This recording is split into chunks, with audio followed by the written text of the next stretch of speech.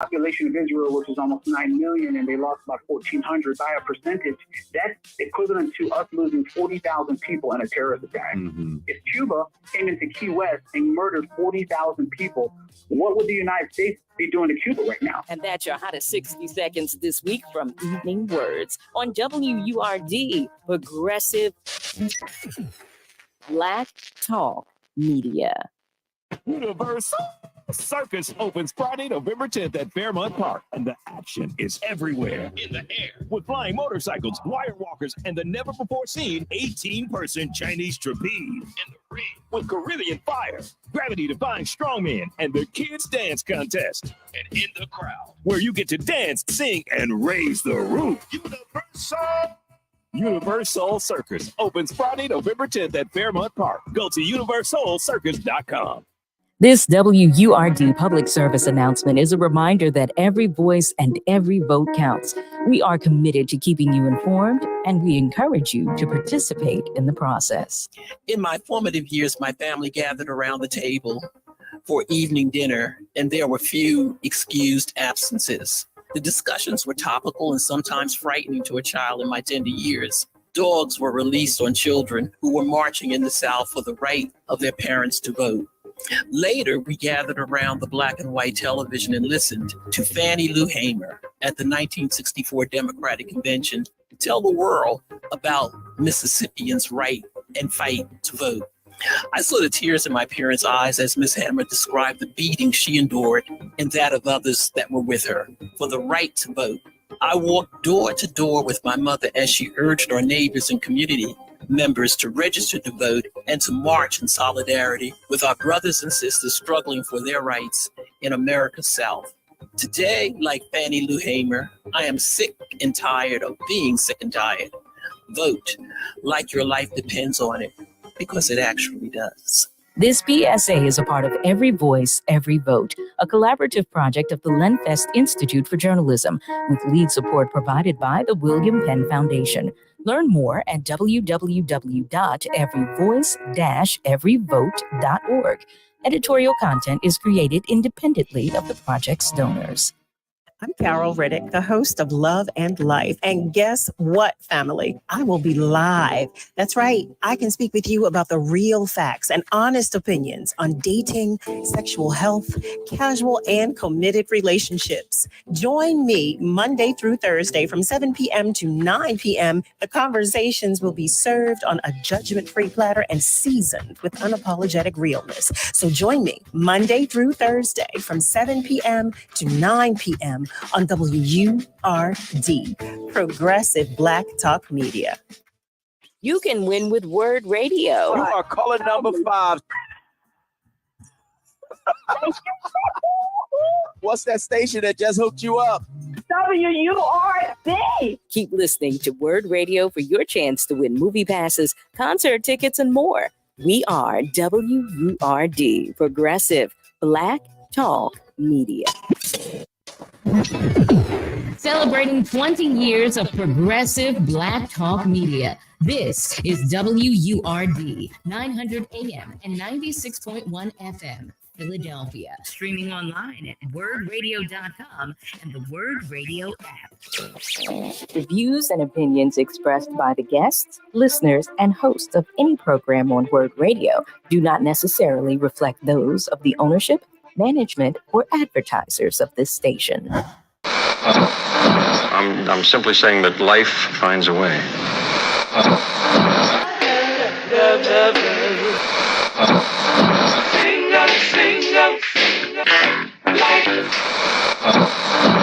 All right, people, write something on the board. Let's spell it. First letter. L. O.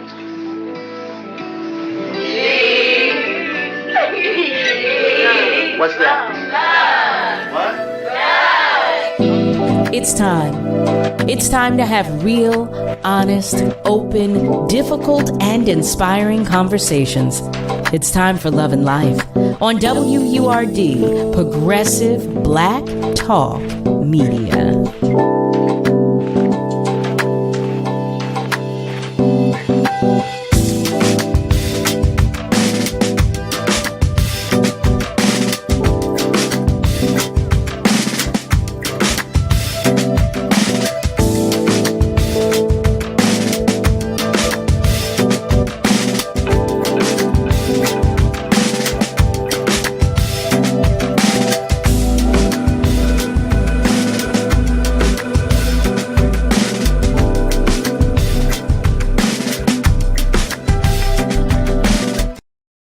Well, hello there, family. Hello and welcome.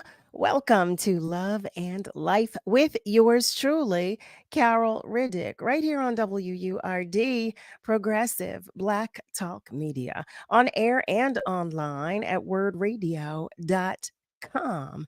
Here we are. Happy Tuesday to you. Election day, that is. I hope you were able to make it out to the polls, and I hope you're still winding down from having a wonderful weekend. How about that? I hope you are. You know, Nick and I will do our best to keep you updated with election day results. Please let us know, though. I want to know, were you able to make it to the polls? Did you? Did you? I'm curious to know. To my fellow Scorpios, happy birthday to you, especially if you are celebrating a birthday today. Happy. So, family, there's some things that I want to make you aware of. Number one is the harvest. Word Radio is sharing a harvest for the world.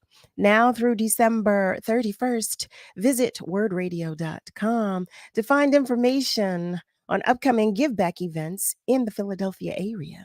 If your organization is hosting free clothing giveaways, food drives, free workshops, community dinners, and more, please share the details using the form on our website. Visit wordradio.com/the harvest and look for the harvest banner. It's harvest time, family, and we are sharing information on those giving back to the community. The Harvest is brought to you by Comcast, Pico, Keystone First, and the United Way. We are WURD, Progressive Black Talk Media. The second thing that I want to share with you is a reminder. I want to remind all of you that we need support from our community. Our Forward and Up campaign has an unprecedented goal for Word Radio to recruit 2,000 members of the Forward movement. Now, I've been telling you this and you know it. I believe in Word. And because you are listening, I happen to believe that you do too. So if you are not already a member of the Forward movement, well, now is the time. Go to wordradio.com, that is, and click on memberships right there at the top of the page. Help us to reach our goal of 2,000 members in the 20th year of Black Talk Media. I want to acknowledge some of our family members who are checking in. Malcolm shares that he is checking in. He's watching and listening from Westmount area. Hey there, Malcolm. Always happy to have you. Always.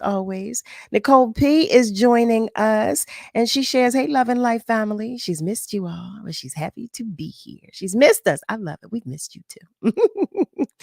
Gary Bryant is checking in, and he's sending a good evening to everybody. And my boop, Carly. Hi, Carly. Carly Asari is checking in. Hi, love. That's my love. Malcolm shares that he was voter number 165. That's what I'm talking about. Brother Nasir is checking in as well, and he is sharing peace and blessings with us all, as is Brother Raphael Suleiman, who's checking in as well. Gary shares, I definitely voted today, and I've never missed a vote since turning 18 years of age. Wow, that is impressive and commendable. I think I missed one, and I was so upset about it. I missed one, but I did vote. So family, for those of you who are unaware of what we do here in our Love and Life space, we check in. That's what we do. I call it roll call, check in, whatever it is you choose to call it. I call it love at its core. Okay. So if you are joining us on our socials, let us know that you are out there by sharing a comment, and I will do my best to read it on the air. For those of you who'd like to call us, you can do that by dialing 215-634-8065, or you can call us toll free at 1-866-361-0900. That's if you'd like to share some love with us verbally. Any way you share it, Nick and I will take it. We receive it.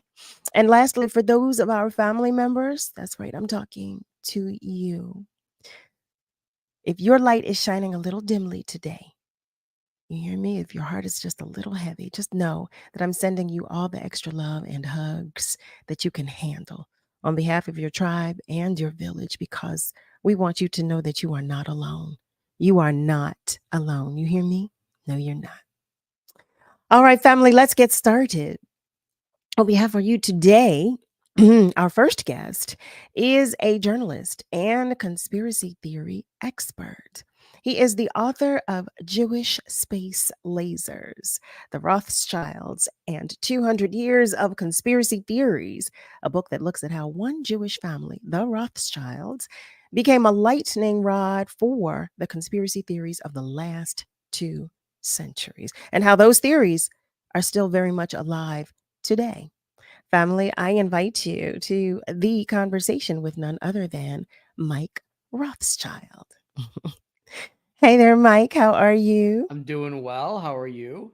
I will not complain. You hear me? You can. It's your show. Nope. I better not. I better not.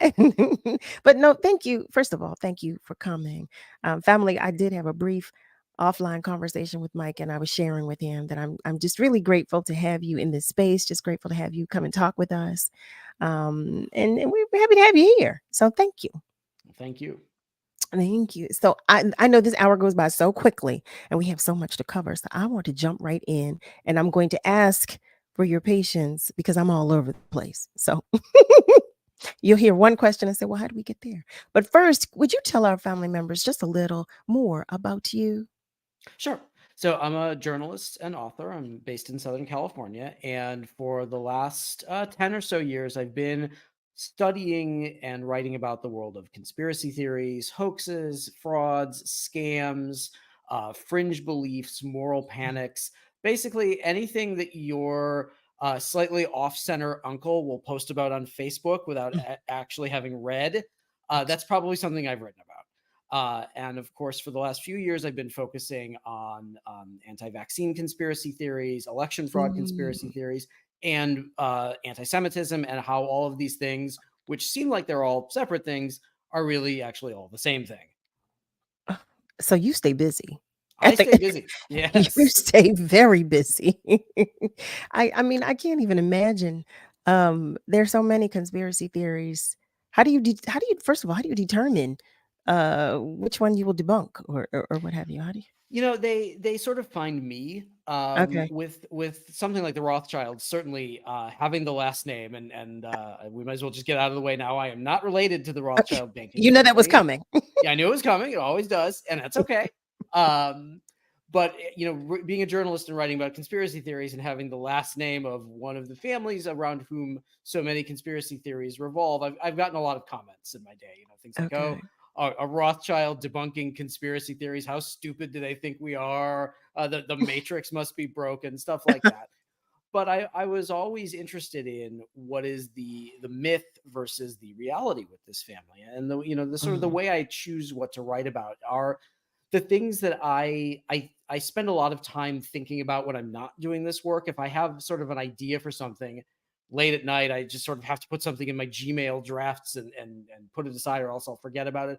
I know the Sure. more I think about something and the more that I kind of have these random thoughts about how to approach something, Mhm. that's when I know it's something that's worth really exploring. And a lot of these things, they just sort of pop up and they go viral very quickly and then they burn out very quickly. And that's maybe not the best use of my time, but so many of these things are really taking hold in our culture and our commerce and our politics and in the way that we see the world and the way we interact with other people. Mhm. And so many of them are merging with other things. You know, we've seen the conspiracy theories about the COVID vaccine merging with conspiracy theories about the election, merging with conspiracy theories about Jewish power and control, merging with conspiracy theories about the culture war and all of those issues. And these things all merge together. So really, it feels like I'm fighting different parts of the same animal in some Mhm. ways. Mhm. That makes so much sense to me. So I want to focus on the Rothschild family for one moment. Well, first of all, can you give our family members who may very well be unaware some history of some of the misconceptions and theories around the Rothschild family? Sure. So the Rothschild banking family emerged out of the Frankfurt Jewish ghetto in the late 1700s, and it was literally a ghetto. It was a walled city. There were about 3,000 people living in it. There were very severe restrictions on where they could go, when they could leave, what they could do, And Mayer Amschel Rothschild was essentially the patriarch of the family, and he had started a business as sort of a dealer in rare coins, metals. He would exchange money from one Holy Roman Empire state to another. He was starting to make sort of a modest living, and he was able to travel a little bit. And he eventually became the court banker of the Crown Prince of Hesse. This was the Holy Roman Empire state where Frankfurt was located. Mm-hmm. And through that, he started to get access to the money of other Jewish communities. He started making loans. And eventually he and then his oldest son, Amschel, became essentially tasked with hiding the vast fortune of the Elector of Hesse, who was sort of the leader of that state of the Holy Roman Empire, hiding it from the forces of Napoleon. And what they were able to do is they were able to move this money from the continent to England, where another son of Mayer named Nathan Rothschild had moved. And they were able to then bring that money back to the continent to fund the war against Napoleon. So within basically one generation, Mayer and his 5 sons became some of the wealthiest Jews in Europe. And they became one of the best known and wealthiest and most powerful banking families on the continent very quickly, really within the span of about 25 to 30 years. Wow. Okay, so what are some of the common misconceptions that people have about the Rothschild family? Sure. And you know, this is a family that's been well known for well over 2 centuries, and these myths started very quickly. The idea that they fund both sides of every war, that they have been meddling in American politics since the American Revolution, that they helped start the Civil War, that they have $500 trillion in asking to feed and clothe every man, woman, and child, and they control the media, and they control finance, and they control entertainment. You know, all of the kind of standard accusations that are made about Jewish people probably were first made about the Rothschilds, probably in some really long French book in 1890 or something. This is stuff that has been around for generations and really continues to influence the way we see Jewish wealth, the Jewish relationship with money, and the power that Jews supposedly have over global finance. Why do you think that is? How could that impression have lasted as long as it has, and those misconceptions, quite honestly? Sure. You know, so much of the material put out by conspiracy theorists is recycled from the last iteration of it. And when you've been blaming one Jewish family for all of the world's problems, all of your country's problems, all of your own personal problems, it's easier to just keep doing that. You can put out more books and more videos and more pamphlets by just doing the same thing over and over rather than reinventing the wheel. So you get conspiracies about each generation of Rothschilds going back to the very beginning. It doesn't matter that they've never been true. It doesn't matter that there's never been any evidence for it. Once you've said something enough, people just get used to saying it. And they just keep saying it, and they keep putting it in new forms, you know, tailoring it to world events. But ultimately, it really is the same thing over and over. And a lot of these people are just lazy, and they don't want to do a lot of work, and they know what works, and they're happy to just do it over and over. That sounds like so many things with which we are grappling in life today. Family, hey there, I'm talking to you. If you have just joined us, you're tuned in to Love and Life right here on WURD with yours truly, Carol Riddick. We are joined by Mike Rothschild, and he has made us aware that he is not one of the Rothschilds, but he is the author of the book Jewish Space Lasers.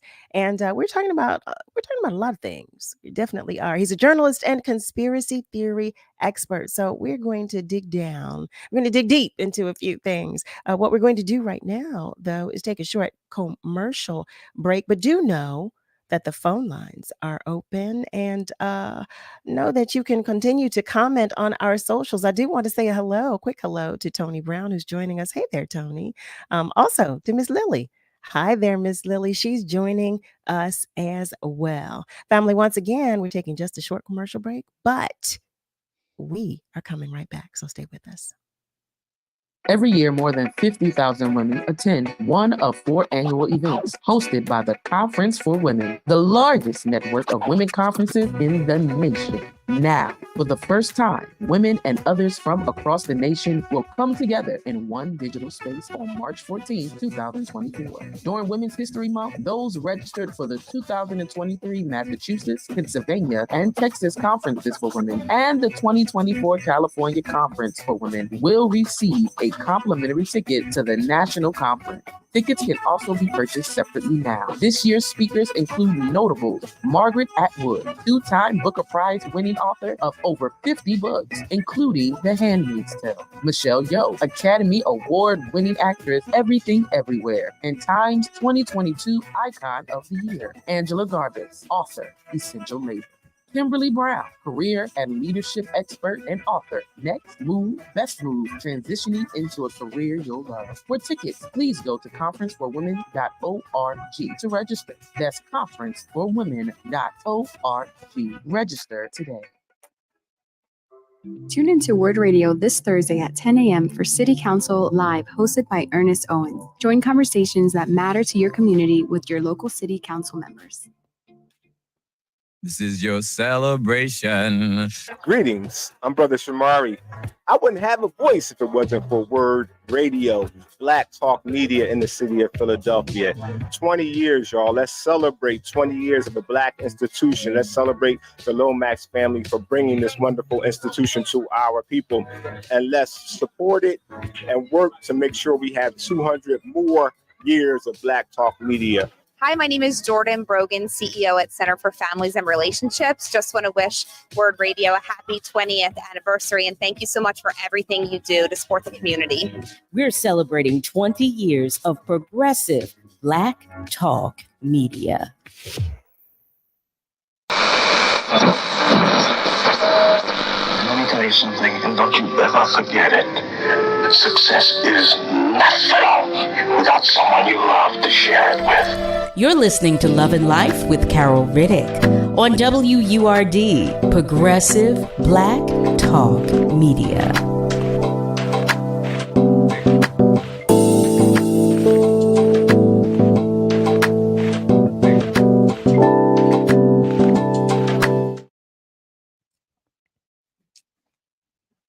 Well, hello there, family. Welcome back. You are tuned in to Love and Life right here on WURD. We're talking with Mike Rothschild, and we are talking about conspiracy theories and all kinds of things. We have a question from one of our family members. By the way, hi there, Eric. He's checking in. Just Rick. He's sending a hello to everybody.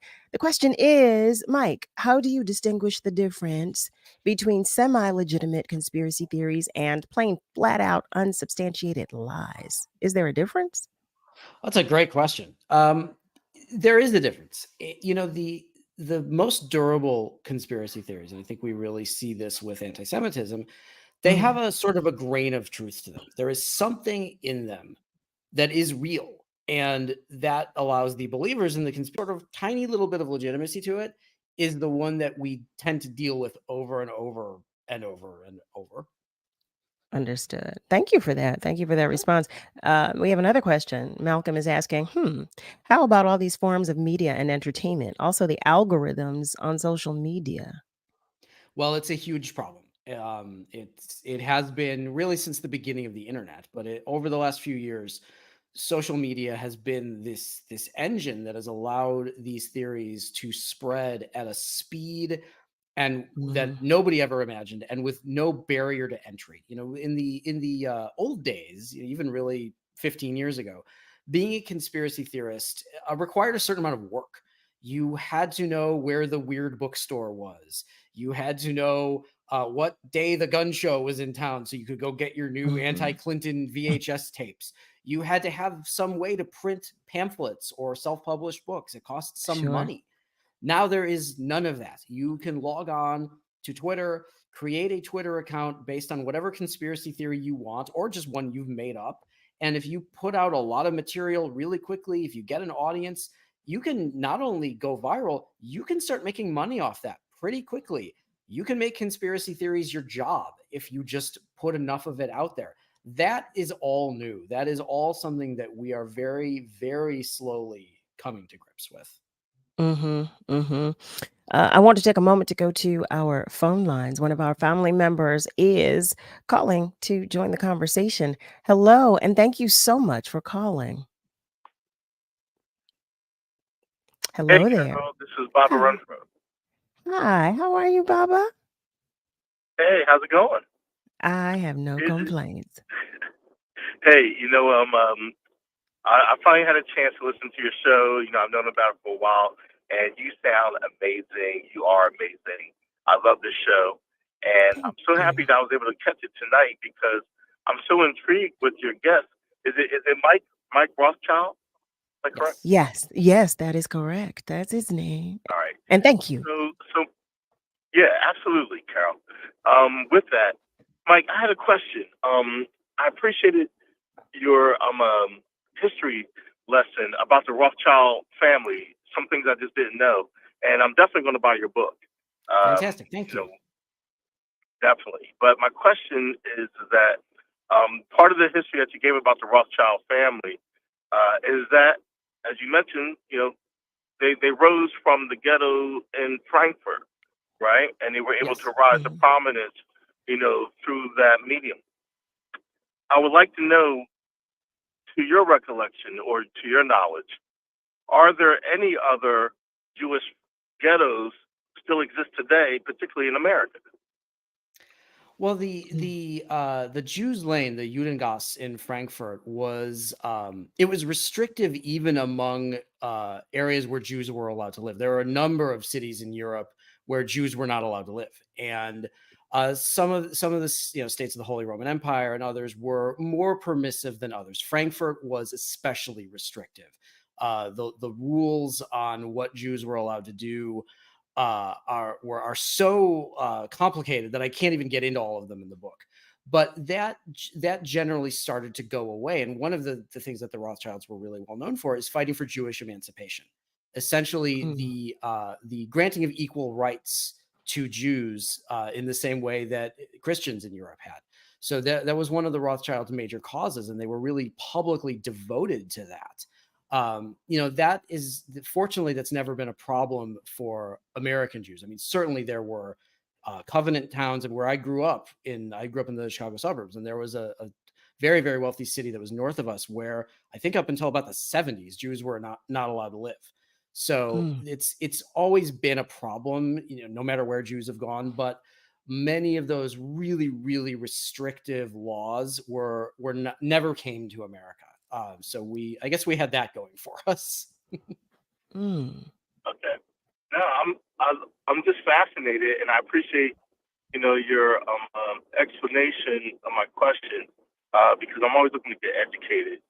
And I'm definitely going to buy your book. I appreciate your time, both of you. Thank you. Thank you. Thank you, Baba. And thank you so much. It's great hearing from you. Thank you for checking the show out. And thank you for calling. I want to take a moment to go back to our socials.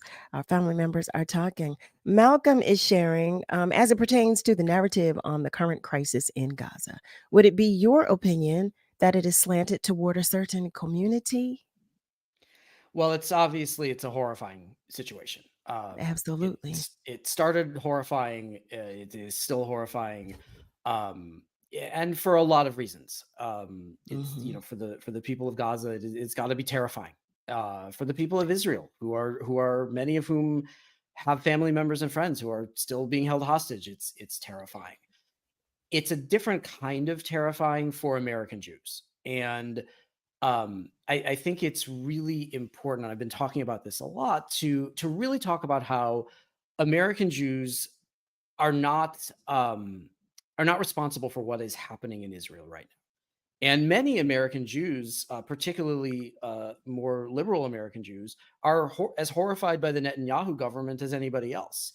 Particularly even before October 7th, some of the restrictions that Netanyahu was trying to put on the judiciary, the way he was sort of trying to remake the government in his own image. It's very autocratic stuff.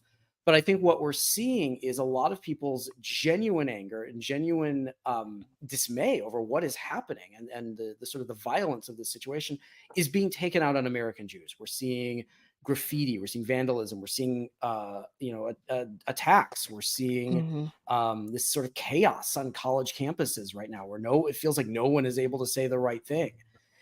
This is very difficult for American Jews. It is exhausting in a lot of ways. We're seeing what's happening there, and we're seeing what's happening here, and we're seeing the way these things are being blamed on us, people who have nothing to do with this, who don't approve of it in many cases. So it is extremely difficult. It is heartbreaking in many, many different ways. And I think the best that certainly I can do is talk about where a lot of these things come from, how all of this sentiment against Jews was here in America, particularly long before the state of Israel, and it will be here long after that. So thank you for that. First of all, thank you so much, because I can't begin to imagine. It is horrifying. It's terrifying, quite honestly, being on the outside looking in. What do we do? Or what would your suggestion be that we do about modern anti-Semitism? Well, it's funny, in talking about the book, I've had a few people say, oh, not much of a happy ending in the book. And I said, well, this has been going on for 2,000 years. So if you've got a better idea, I'd love to hear it. Right, how about that? But anti-Semitism happens because of the very human need for scapegoats and for villains to blame our own problems, our national problems, our global problems on somebody who we think is more powerful and wealthier than we are. So I would encourage people to not so much think of doing something about anti-Semitism as being sort of a problem at scale. What we can do, though, is point it out in our own lives. We can recognize the phrases that anti-Semites use to talk about Jews without seeming like they are talking about Jews. So you get these things like globalists, European bankers, Soros-backed DAs, the conflating of Israel and American Jews, the idea that American Jews are disloyal or have a dual loyalty to America and Israel. All of those things are very sort of well-worn anti-Semitic tropes, and we can recognize them when we see them. We can recognize them in ourselves. We can recognize them in the people in our lives. And if you see people doing that in your life, doing that on social media, doing that in conversations, that's an opportunity to talk to them and say, hey, look, this comes from a certain place. That term globalist, that talking about European bankers, blaming George Soros for everything. Those are updated versions of classic anti-Semitic tropes. And I think most people don't want to be seen as anti-Semitic. But also most people have just heard things about the Jews, have heard things about the Rothschilds. I was in Washington, D.C. last year, and I was talking to somebody. I was writing the Rothschilds book at the time, and they said, I'm working on this book. He says, so, and this is like I think the partner of a Democratic congressional staffer. And this guy says, so do the Rothschilds really own all the central banks? And I said, no, that's not how central banks work. Like, that's not at all true. He's like, okay, I didn't think that was true, but I've heard that a lot, and I didn't know why it wasn't true. So I think just sort of pointing out why things are not true, most people just don't want to be seen as hating Jews. So if you can step in early, you might be able to have some kind of an impact on that person's view of Judaism. I want to ask you about something that you did say, and you were sharing that the Jewish people that are here in America are well, kind of like separate from the Jews in Israel. What is the difference, if you don't mind explaining? Sure. Well, I think anti-Semitism in Israel is very different because it is obviously a predominantly Jewish nation. So they deal with anti-Semitism a little bit differently. But, American Jews don't have to deal with some of the political issues in Israel. Israel has conscription. So, and of course, America doesn't. So you get a lot of, people say things like, oh, that person was a prominent Jew, a prominent Israeli Jew. Oh, they were in the IDF. Well, everybody has to be in the IDF. So that's not really a reason to attack people. I think that where it comes down to is that American Jews feel a pull to America. Any Jew can move back to Israel, but American Jews don't, for the most part. They stay where they are. They build communities where they are. And those communities really have nothing to do with Israeli politics and nothing to do, certainly, with the Netanyahu government right now. So I think it is an incorrect assumption that a lot of people make that American Jews all blindly support everything Israel does. All Jews operate in lockstep. All Jews agree with each other. And I tell people, look, do you think all Jews agree with each other? Go out to dinner with 3 Jewish people. You will get disabused of that notion very quickly. And well, how about that? I think that's with anybody. But I was thinking as you were saying that, I think, and I'm going to speak on my own behalf because I've always had this this idea or ideal of Jewish people that the family is very tight knit. The connection, the connection is it's unbreakable. So I think that in my thought process, I've related American Jews to the thought process of Israeli Jews. I think, and I think some others have done the same, and I think that's from where that thought or that feeling of thinking. And please, what I'm trying to explain, at no time do I ever want to be insulting. I just want to, for the sake of conversation and clarity, because I want to understand better and I want to know better. But so I'm again, it's been my misconception. So I'm grateful to have you share with us, the difference in the thought process and just the way of life. Because I too, I was always thinking, and it's always been the conception that Jewish families are so tight, that tighter, they're so tight knit, that how could there be a difference in thought?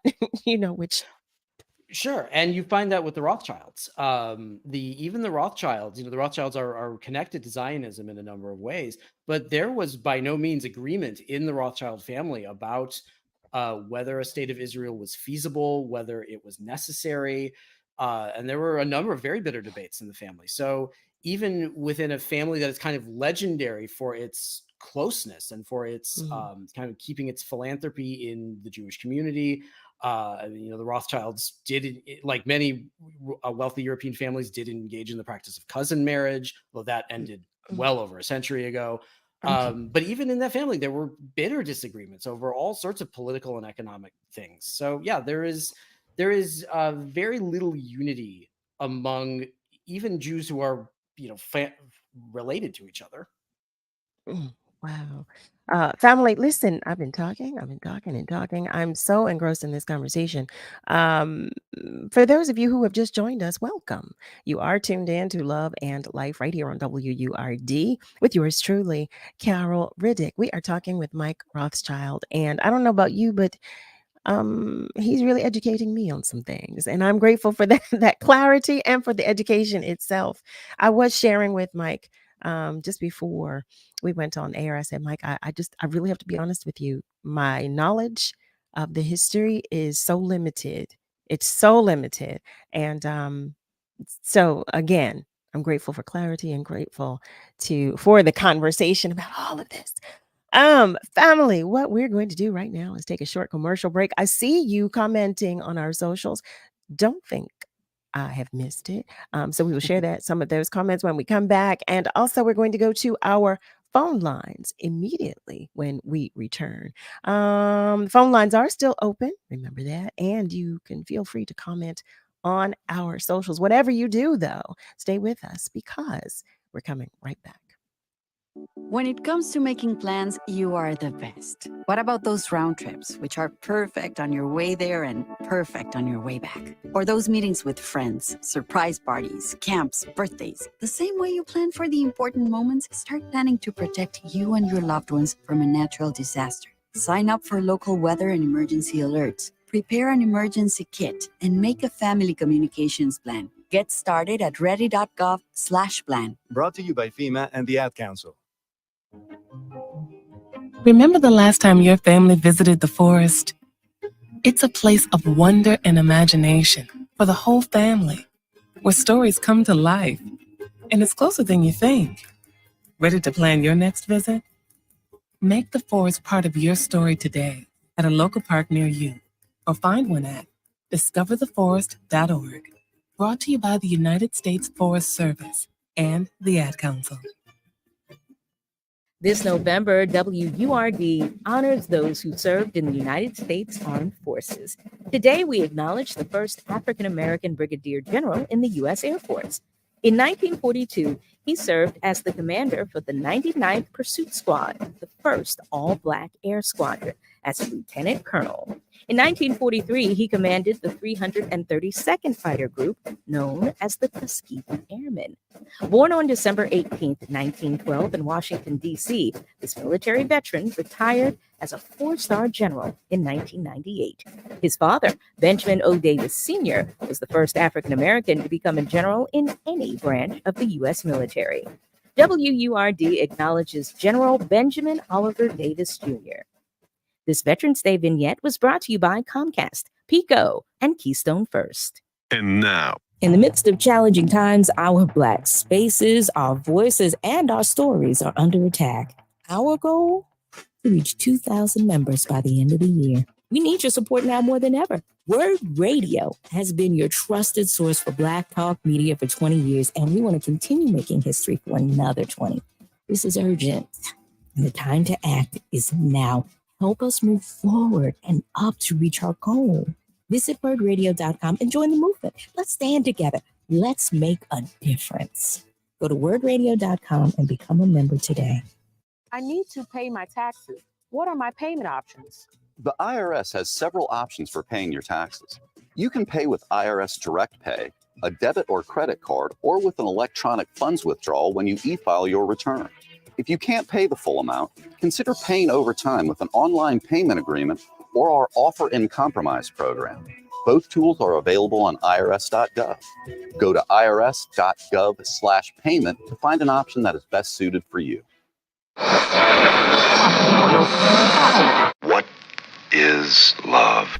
You're listening to Love and Life on WURD, Progressive Black Talk Media. I think I know what love is.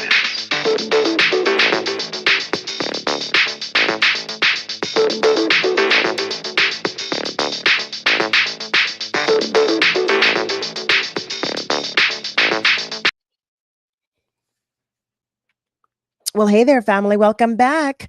You are tuned in to Love and Life right here on WURD. We are talking with Mike Rothschild in this hour. And I'm looking at the time. So what I'm going to do first is go to our phone lines. We have a family member waiting to join the conversation. Hello, and thank you so much for calling. This is Rick calling you long distance from Germany, sis. Hi, Rick. I have missed you. Hello. Hello there. It's been a while. I feel the love, and I would like to say hello and welcome to your guest, Mr. Rothschild. I have one and only one question. Are you aware of what a Semite is? Are you aware that Arabs and Palestinians are also Semites? I am. And so Semitic is a term that's not really used a lot by scholars anymore. And it's really much more denoted a language group than any sort of ethnic group. And the term anti-Semitic is actually, it comes from a German term. It was coined by a German sociologist, and I believe his name was Wilhelm Marr. Somebody have to check me on that. I don't remember. My brain is pudding. But he, the coiner of this term, was a vicious Jew hater. And he essentially coined that term to give essentially an easy to use term that would denote Jewish people as opposed to other people. So even sort of our understanding of terms like Semitic and anti-Semitic is really starting to change. And one of the things that I do in the book is, I use the term a lot, but I use it without the hyphen. So it's just one word, anti-Semitic, as opposed to anti-hyphen capital S Semitic. And that's really denoting that we are looking at the idea of Semitism, or what a Semite is, in a little bit of a different way. I would say in closing, so some other people can get in. I spent my formative years in Washington, D.C., even though I'm calling you from Germany. And in my teenage years, I was smitten with quite a few Jewish girls on my route to school and in school. That means they were human. That's all I have for you tonight, folks. Thank you, Rick. Thank you so much. Thank you. And it's great to hear from you. Always great to hear from you. I'm going to go to our socials for a moment. Eric has another question. He's asking, Mike, do you ever get the feeling of overwhelming self righteousness if or when you debunk a hot topic viral conspiracy theory? That's an interesting question. I've never thought of it as self-righteousness, but there is definitely a satisfaction to kind of cracking something open and figuring out what it is and where it came from. There's a satisfaction in finding some of these anonymous conspiracy theory influencers and unmasking who they are. I have it feels really good to sort of figure these things out and then write about them in a way that makes sense to other people, because these things are extraordinarily complicated. And I really enjoy the feeling of figuring out what about this matters, what about it this doesn't matter, and then taking the things that matter and sort of writing them for a lay audience that doesn't really know anything about this stuff. Because I'm always learning, I'm always figuring more things out as I go. So I do feel like if I've figured out something and I'm able to articulate it in a certain way that makes sense to other people, then I feel like I've done my job for the day. Thank you for that. Malcolm is asking, how about the very beginning started in 1948 are entitled to that land when there were people already there? Well, it's a complicated question about Israel. And, there have been Jewish families going back long before the founding of the state of Israel. And that's one of the things that makes this problem so difficult and so long lasting is that so many different people claim sort of an ancestral hold on the same land. Certainly you find this with the city of Jerusalem. It is a holy city for multiple different religions. And unfortunately, we haven't found a way yet for everybody to get what they need out of that land and not take it from other people. So there have been Jewish families, African Jewish families, North African Jewish families, Middle Eastern Jewish families who've been in that land for generations, going back well over a century, well before there was a state of Israel. And unfortunately, it just feels like we are still fighting over this same plot of land that we've been fighting over for millennia.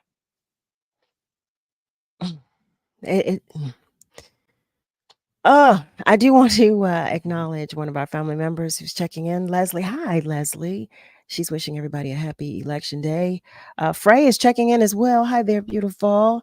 She is checking in. I'm curious to know, Mike, well, actually, I had a question about your inspiration for writing this book about the Rothschilds. But then Rick just had a question about your inspiration about the book, The Storm is Upon Us. So I guess we with both of those questions. So Sure. So The Storm is Upon Us is the book I wrote a couple of years ago about the QAnon conspiracy theory. And in that case, I started writing about QAnon very early on. Really, there had been very little mainstream writing about it. I think a lot of people thought it was just a joke. It was like just a bunch of crazy people. And I thought at the beginning, oh, this is just kind of a joke. This is a bunch of crazy people. But I started to see in it some similarities to other things I'd written about. And in particular, I'd written about a couple of scams that have been going on for decades now that work in much the same way that QAnon does. Sort of an all-knowing, all-powerful guru who has secret knowledge of a great event that's about to happen. And in the case of these scams, it was this great event that is going to come and make you rich. In the case of QAnon, it was this great thing that's going to happen, and Hillary Clinton and Barack Obama and George Soros and all your enemies are going to be executed. And I thought that was fairly troubling because with a scam, you can always kind of kick the can down the road a little bit longer. But with a sort of, genocidal cult-like conspiracy theory, you can only tease people so much before they decide that they need to take matters into their own hands. And I really saw Sure. the potential for violence early on in Q. And then, of course, we started seeing QAnon believers committing acts of violence, committing murders in some cases. And of course, a bunch of them were there on January 6th, storming the Capitol. So I really wanted to put all of everything I'd written about and all these people I'd talked to, sort of put it into a form that would be easily digestible for people who are not online all the time and don't really understand the way internet conspiracy culture works, because Mhm. frankly, there's no reason to understand how internet conspiracy culture works. I wish I didn't know. But really the inspiration for the Rothschilds book is kind of the same thing, putting all of these really complex and disparate ideas together in a way that is very understandable and tells a story that is a little more entertaining, maybe has a joke sprinkled in here and there, but also has the really serious stuff, so that you don't feel like it's homework, you don't feel like it's a history lesson, but it also doesn't feel so grim that you sort of want to, bury the book in your backyard and never look at it again. That's harsh. Thank you for your response to both of those questions. I do have one other question for you. Miss Lily is asking, we're close to a commercial break, so I'm going to ask you, Mike, if you're okay for an additional 5 to 10 minutes, because I do have this one Absolutely. question. Oh, great, great, great. So I'm going to ask this question. Actually, I think I'm going to hold it because you'd only have 1 minute to respond. So I'll hold it until after the commercial break, if that's Okay. all right. Family, once again, you are tuned in to Love and Life with yours truly, Carol Riddick, right here on WURD. We are talking with our guest in this hour, Mike Rothschild. And I am really enjoying this conversation. Thank you so much, Mike. Family, though, phone lines are still open and feel free to continue to comment on our socials. But you know what I'm going to tell you. Actually, what I will say before we go to commercial break, because I'm looking at something, I want to get this out before we go to commercial break. Miss Lily, I'm going to give you the question. How about that? The question is, Mike, what is the difference between being a Jew, being a Hebrew, and being an Israelite? Now we're going to go to commercial break. I'll let you simmer on that for a moment. So, family, stay with us because you know we're coming right back. It's the WURD Hot 60. Hot 60. Here's the hottest 60 seconds you missed this week on The Source. This was so diggity dang good. And for all the women out here that are fussing at black men about dating white women because X, Y, and Z, we ignore the men that we think don't have swag. We often ignore the men that we think are not bad boys in a certain way, with the things that we're supposed to expect out of society. And the good men that are sitting there looking at you going, really? You're running after him while he's flushing you down the toilet, and here I am, the toilet paper, trying to make sure you're nice and clean. You know, that's an analogy that I use all the time. Fahim, you could not have said it any better. Cherry, what do you want to add to this? Cherry, what do you want to add to this? And once you get to a certain socioeconomic strata, the number of Black people in general are just less. And so, or if you go to a predominantly white college, the number of Black people in general are just less. And so as a result, your options, are different. And that's the hottest 60 seconds this week on The Source on WURD, Progressive Black Talk Media. The holiday season is here. What a better way to say I love you than stuffing their stocking with scratch-offs. Whether naughty or nice, you can give your loved ones a chance to win big prizes and keep them occupied while you fix your holiday dinner. Look for the PA Lottery's new holiday scratch-offs. A happy holiday is only a scratch away. Players must be 18 or older. Please play responsibly. Benefits older Pennsylvanians every day. Universal Circus opens Friday, November 10th. With flying motorcycles, wire walkers, and the never-before-seen 18-person Chinese trapeze. Universal opens Friday, November 10th at Fairmont Park. Go to universalcircus.com. Hi, I'm Ryan Blaney, a third-generation race car driver, and we dedicate a lot of our time to going as fast as possible. My grandpa Lou is the reason why my dad and I started racing, and I'm really proud to follow in his tracks. But when my grandpa was diagnosed with Alzheimer's, it was a very unexpected bump in the road for us.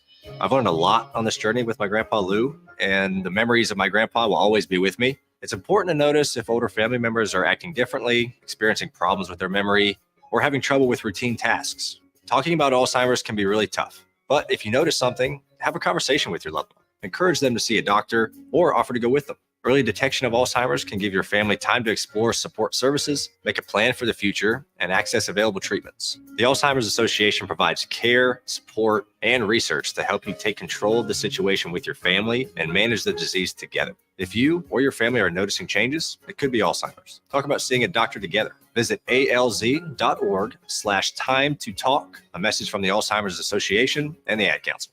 WURD is happy to provide our listeners with the opportunity to participate in contests and win prizes. This is a reminder of our contest rules.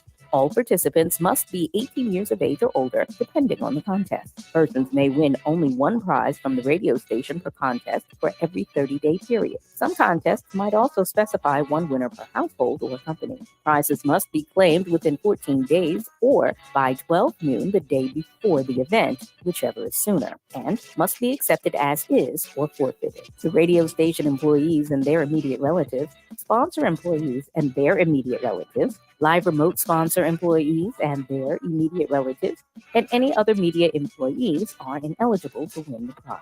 Thank you for participating and for listening to WURD, Progressive Black Talk Media. We're bringing joy and power to the people. This is WURD Radio, 900 AM and 96.1 FM, WURD, Philadelphia, celebrating 20 years of progressive Black talk media. Streaming online at wordradio.com and the WURD Radio app. Let me tell you something, and don't you ever forget it. Success is nothing without someone you love to share it with. You're listening to Love and Life with Carol Riddick on WURD, Progressive Black Talk Media.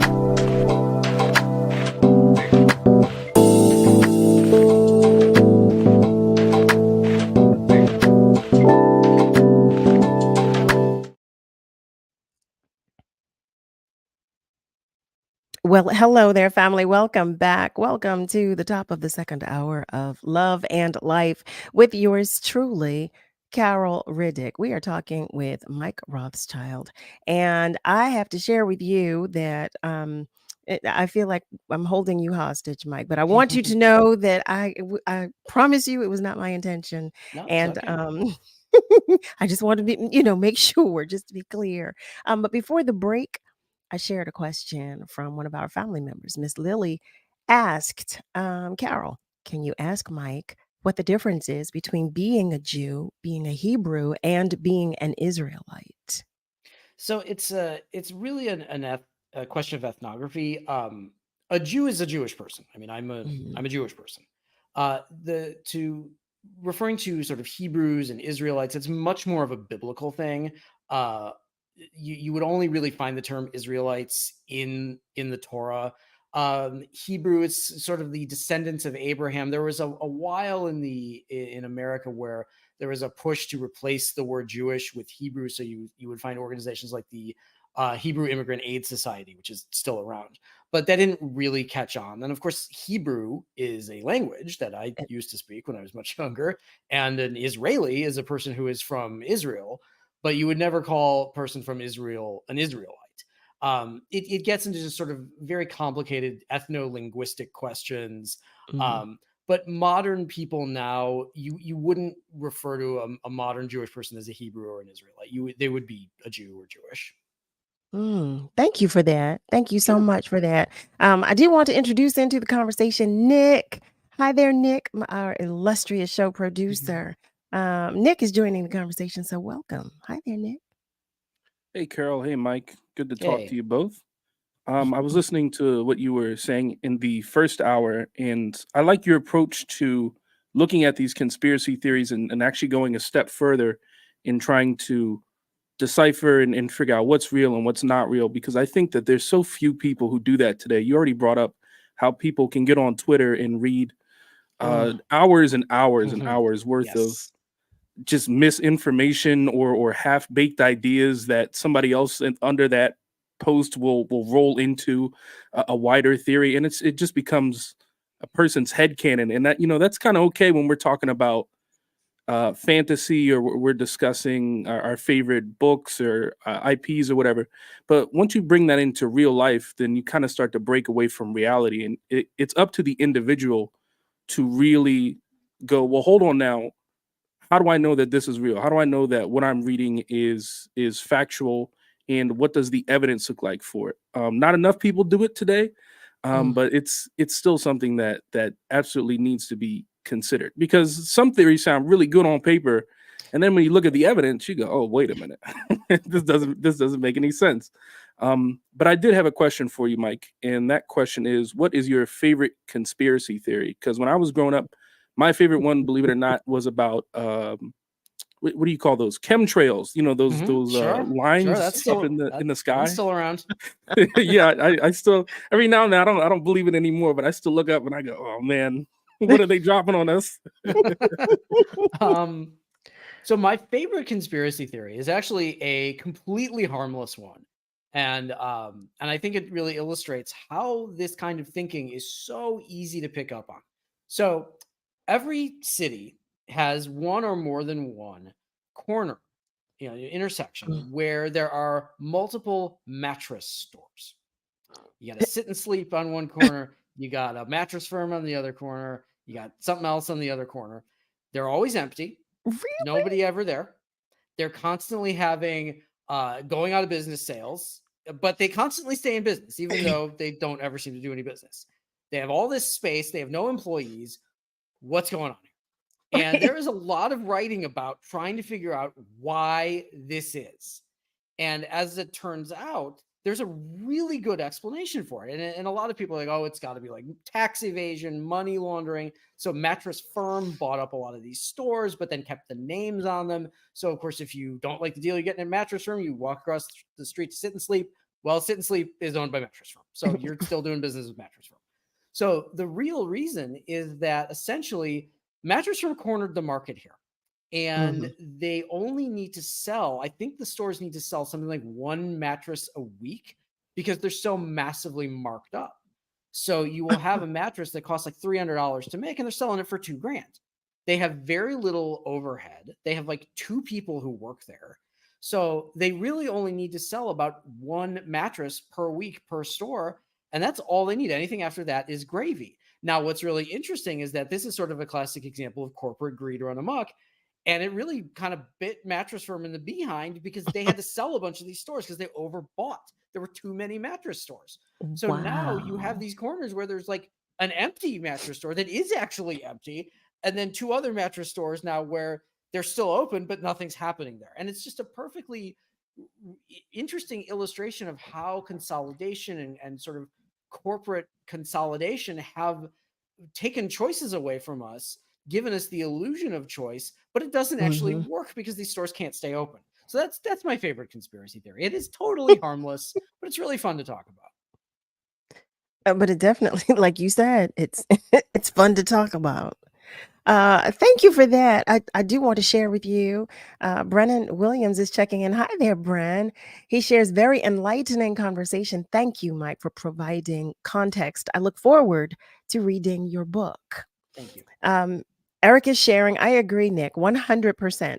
Anyone can make a baseless statement, and it can unfortunately gain traction. Thanks, Mike, for your genuine motivation and drive. And Harold, hey there, Harold. Harold is checking in, and he shares, I see rug stores doing the same thing. That is, what is that? Constant going out of business sales. There are rug places near where I live that have been doing their 90% off everything must go sale for years. I don't understand it. Maybe that's why I'm not in the rug business or the mattress business. Well, I can't thank you enough, quite honestly, for your patience, for just volunteering information, for your transparency. We've really, really, really enjoyed having you here to talk with us. I did want to say I'm so sorry if you did feel like you're being held hostage, because I kept saying, Mike, you can't go, you can't go. Not at all. Not at all. Well, if you have time, I have one more question. You have time Sure. for one more question? Okay. Yes. So I read that you were called to testify to Congress on the threat of the election disinformation. Can you talk with us about that? I am really intrigued about that. Yeah, it was really a real honor. Democratic staffers, this was summer 22, so Democrats still had the House, reached out to me. They were having a hearing about the threat of misinformation with the upcoming midterms. And I was extremely concerned at that time because there were a number of very openly QAnon endorsing candidates running, certainly for governor and Senate, but running especially in Secretary of State races where there's not as much press, you don't need to spend as much money. They were running in like Nevada, Arizona, Michigan, states that have in very recent past gone to Republicans.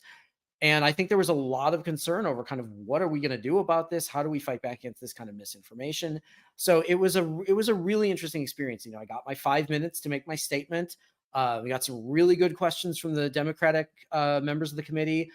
Got some questions from the Republican members of the committee that had absolutely nothing to do with what I was there for. A lot of questions about like Hunter Biden's laptop and do social media companies get to decide what the truth is? I mean, stuff that is not really germane to this very serious problem that I think needed to be dealt with. And fortunately, the Q believing Secretary of State candidates in particular did not win. None of them won, which was I was very, very relieved about that. It was one of those things where I felt like, okay, maybe I played some tiny part in making this a little bit better. It was a great experience. I loved doing it. It was a real honor to be there. Yeah. When I read that, I said, okay, I really have to ask him about this. But there's so much about which to speak with you. So I said, okay, I have to sneak that question in. So, Mike, once again, thank you so much for joining us. And we look forward to your return. We hope you'll come back to visit with us I sometime soon. definitely will. Yay! I love it. I love it. And Eric shares awesome. They reached out to the best to debunk the worst. Thank you. Oh, that means so much to me. Thank you.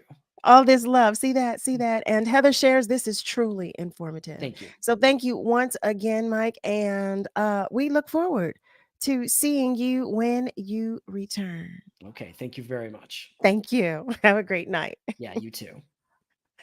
Family. Here we are. So the polls have closed. We are awaiting information. So first of all, what a conversation, right? What a conversation. I know I can't wait to read Mike's book about the Rothschilds. I couldn't wait to ask him if he was a member of the family. So I'm glad that he volunteered that he was not, because that was definitely, of course, it was definitely one of the questions. But I want to have a conversation with you about Election Day. I want to know what you think and how you feel.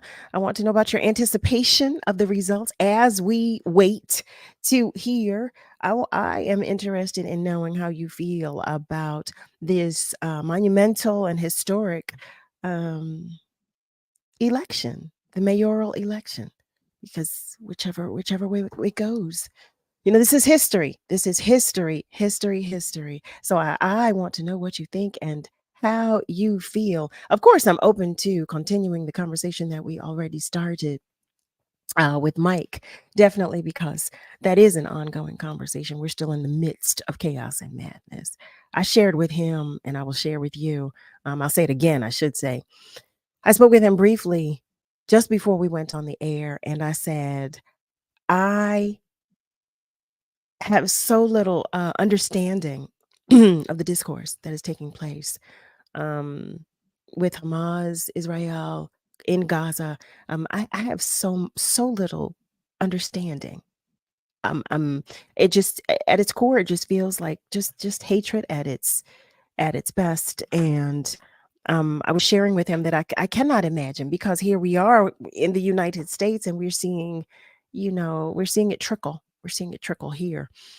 So I was asking him about, he shared that he has children, and I was asking him, how that made him feel about how he protects his children from all of this. And it was a really interesting conversation, but it really, really made me think even more about what's going on in the world right now, what we're working through, what we're dealing with.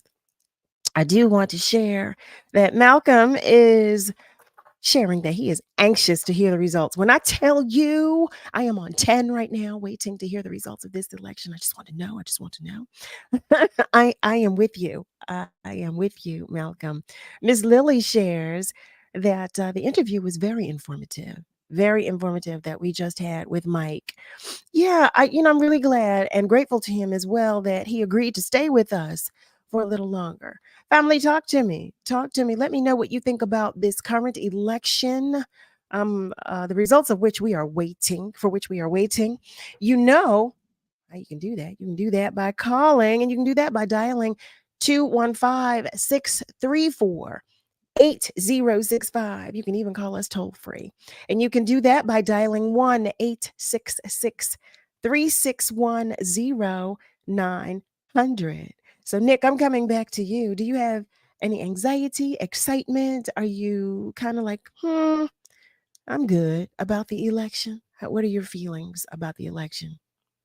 I have to say I'm not uh just because I don't know every candidate and every position that's going to be filled. I'm not familiar with anything other than the mayoral part of the election. Um, Okay. but I was given a, what do you call that? I was given like a set of people, like this is who you should vote for, from my grandmother, who's always very adamant that me and my younger brother and my dad all vote, because y- she's the one who's the most ingrained into the politics, and so I kind of take her word for that. So that's what I did, and that's what I usually do whenever I'm not sure. I'm not sure if that's what other people do, but as I've been listening to the race throughout the week and last week, and I do city councils as well, so I get to hear a lot about what's going on in city government. um Mm-hmm. that doesn't seem like it's that strange of a thing to do. A lot of families, they tend to vote, especially ones that live together, they tend to vote very much the same kind of way. They vote for the same kinds of people. So Family, that's what I do, family. Nick, I'm sorry to interrupt you, but it Mhm. just came across my phone. Um, this this reads: the declared winner of the 2023 historic Philadelphia mayoral election is former Democratic candidate Sherelle Leslie Parker. She is now Philadelphia's 100th mayor. I'm sorry to interject, Nick. I'm so sorry. Wow, by 82%. It reads right now. That's what I'm looking at right now. That's what it reads right now. According to the news, live updates I was getting about the Philadelphia mayoral elections, the results for 2023. What you should know, if you did not already know, is that Sherelle Parker was endorsed by both Joe Biden and Vice President Kamala Harris, of Philadelphia's 99 mayors dating back to 1691. Philadelphia has never elected a woman until now. So she is the first female mayor of Philadelphia, Pennsylvania. How about that? How about that, family? What are you thinking and how you feeling? Wow. Wow. Look at that. Look at that. Democrat Sherelle Parker wins Philadelphia's mayoral race. Look at that. Well, congrats, Sherelle Parker. Congrats. I do want to share that our family members are continuing to check in. Oh, family, wow, this is history. Oh, I mean, it would be history either way, but this is monumental. Monumental. Our first, first female mayor of the city of Philadelphia. Listen to me. I'm shouting, I'm yelling. I am because wow, that speaks volumes. That says so much about our city. I do want to say hello. Joey is checking in. Joey Dixon, that is. He's sending love and jazz to us all. Thank you so much. Eric shared that he heard today half a dozen people saying, well, I'm not going to vote. Why should I bother? And he was so mad about it. He told them to shut up, stop complaining, and go use your voice. He's sorry, not sorry. I know that's right. I know that's right. Harry says, nice. Congrats. Donna Baker says, hello. Hi there. And Joey shares, this is historic. Sherelle Parker is the declared winner of the 2023 historic Philadelphia mayoral election. Wow, wow, wow. She's in. Yeah, Malcolm, you can't leave. Come on now. You know you can't leave the room. Malcolm shared that he left the room for a minute. You can't leave the room. Harry shares, but welcome back. Harry shares, yes, Mrs. Parker, take us up to the new Philly. How about that, family? What are you thinking and how are you feeling? Call us. Let us know. I want to hear your excitement too. I want to know I'm not the only one excited that we have a female. We have a Black woman as the 100th mayor of Philadelphia, Pennsylvania. We have the first female mayor who is a Black woman of Philadelphia, Pennsylvania. What? Okay, 2023. All right. Well, 2024, here we come. Here we come. Miss Lily shares, congratulations, congratulations. Oh, wow. Wow, family. I don't know. I don't know. What are you thinking and how are you feeling? Because you hear how I'm feeling. You hear how I'm feeling. You hear the excitement that I'm sharing with you. Nicole shares, yes. Congrats to Sherelle Parker and the city of Philadelphia. Proud to be a Philadelphia native and a Black woman. Yes. Yes. And Malcolm shares, yes. Congratulations. Yes. And Eric shares, wow, 82%. Yes, I do. Yes, I do. You know, the call is already in. I'm going to go to our phone lines. Our family members are calling to join the conversation. Hello and welcome. Welcome. Thank you so much for calling. Oh, here we are. Oh, Is it? Am I next? Hi. How are you? I will. I just arrived in Delaware, and when I heard you say what you did, I said, let me push this button and call the radio station because I just want to be on the record book to say congratulations to Sherelle Parker.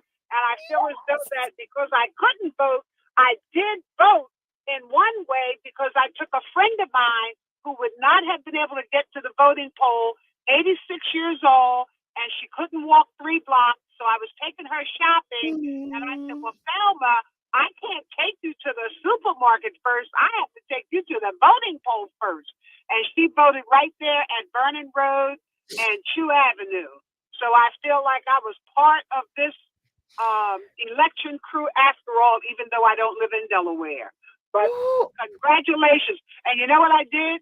On my way off of 84th Street, I pulled over on a corner and snatched one of Sherelle Parker's banners so I could take it home as a souvenir and put it in That's my what home. I'm talking about. That's what I'm talking about. That's what I wish I had one. Well, I'm quite sure if you get out there, you'll probably be able to get one, early because I really went out of my way to get one of these. I said, I got to get one. I said, but then suppose David O was to win. Then I don't have one of his because, it's a record either way, whoever won. That's exactly. That's what I was sharing. For Sherelle Parker, congratulations from Viola Richburg Gray. I thank you so much. Thank you, Lord, for letting her win. The first African-American woman elected mayor. And I tell you, homegrown, she is right. Yes, I thank you for being there, Word Radio. What would we do without you? We would have no good news if it wasn't for Word Radio. How about that? So I will be looking forward to see and hear you sing on Friday.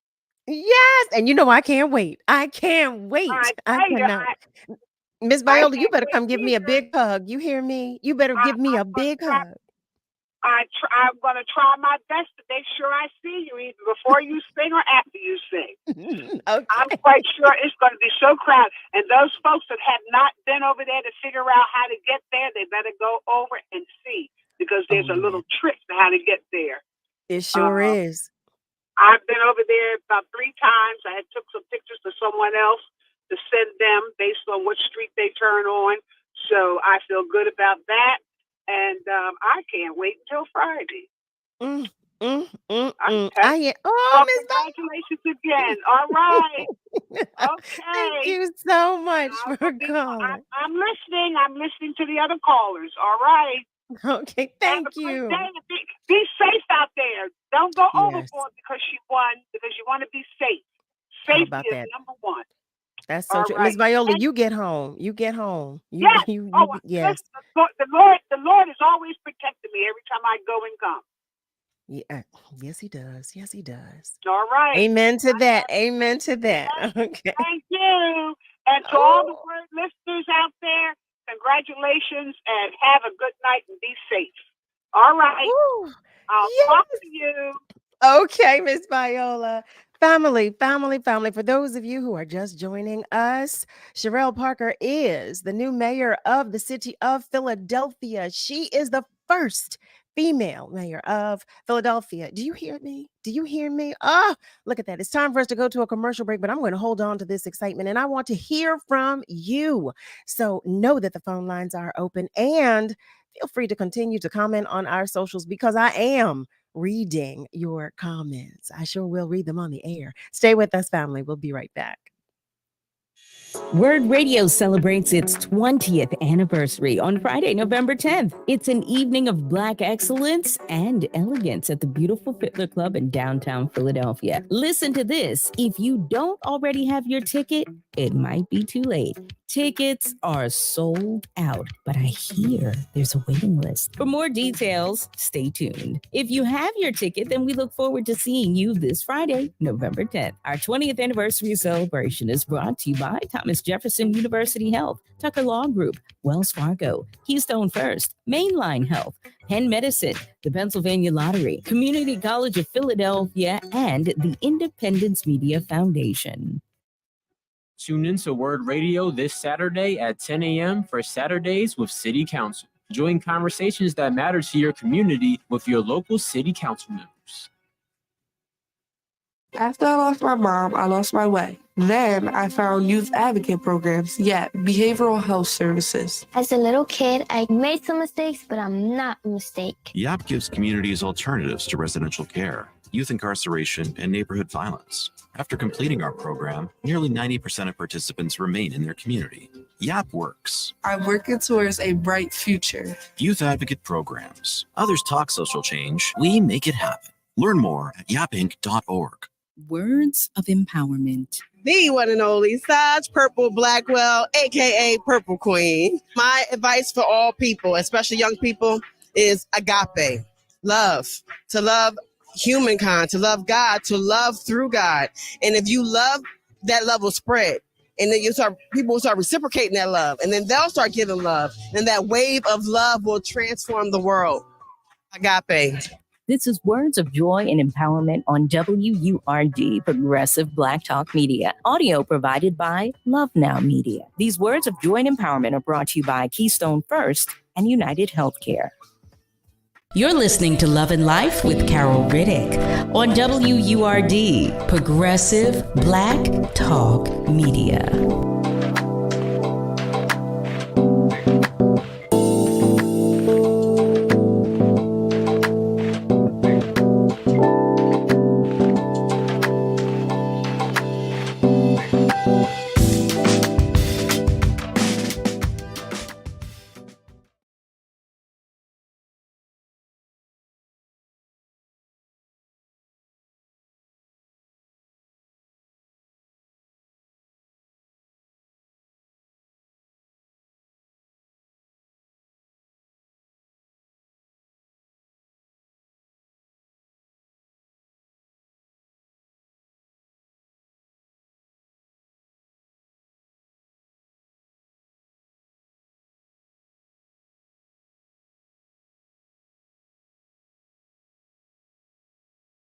Hey, Carol, you're on mute. Look at God. Look at it. Thank you, Nick. Thank you so much. You see that? All that excitement? You see that? Family, hi there. Welcome back. Welcome back. I have to laugh at myself. Let me calm my little self down, okay? That's all that excitement. And I was talking to y'all. I was talking. But in any event, welcome back. Thank you, Nick. Thank you so much. Welcome back. Welcome back to Love and Life with yours truly, Carol Riddick, right here on WURD, Progressive Black Talk Media, on air and online at wordradio.com. So, family, I shared some information with you in the first hour, and I'm going to share it again. That is that WURD Radio is sharing a harvest for the world. Now through December 31st, visit wordradio.com to find information on upcoming Give Back events in the Philadelphia area. If your organization is hosting free clothing events, free clothing giveaways to be exact, food drives, free workshops, community dinners, and more, please share the details using the form on our website. Visit wordradio.com/the harvest and look for the harvest banner. It's harvest time, and we're sharing information on those giving back to the community. The harvest is brought to you by Comcast, Pico, Keystone First, and the United Way. We are WURD, Progressive Black Talk Media. The second thing that I want to share with you is about membership. I want to remind you that we need the support from our community. Our Forward and Up campaign has an unprecedented goal for WURD Radio to recruit 2,000 members of the Forward movement. I believe in WURD, and I know you know that I do. I know you do. And because you are listening, I happen to believe that you do too. So if you are not already a member of the Forward movement, now is the time. Go to wordradio.com and click on membership. It's right there at the top of the page.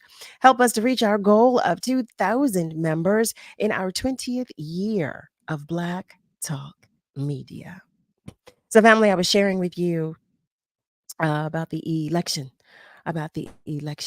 results. So what I was sharing was from NBC News, just to be exact, and they shared that there were 55,639 votes that Sherelle Parker had, which was 82% of the votes. David O had 11,763. This is at the close of the polls. So that was what I wanted to share with you. Brennan Williams shares, it's her story. That's right. It's her story. Her story. History. That is her story. Harry shares, he's popping bottles in Logan. You know what, Harry? Nasir shares, I don't live in Philly, but congrats to the new mayor. I love it. And Gary Bryant shares, congratulations to Mayor Sherelle Parker. Yes, indeed. Yes, indeed. Miss Lily shares, the city of Philadelphia must unite to change the narrative. It is my hope and prayer that this is the start of such. And Carolyn, hey there. Carolyn Wilson asks, how was the winner announced so early when the polls closed at 8 p.m.? I am going to say that, well, I feel confident in saying that because of this digital age and the age of technology, they were able to tally pretty quickly as it pertained to the digital votes. Now, the write-ins, of course, there's a low number there because I'm sure they're still, in the process of counting or sharing that information as it is. They're still probably counting, but sharing that info as well. But as it pertains to what was recorded digitally, these are the numbers that were shared with us. Miss Julie, hi there, beautiful. She shares she's listening in. First heard the word listening in historical beginnings. Congratulations, Sherelle Parker. Our vote matters.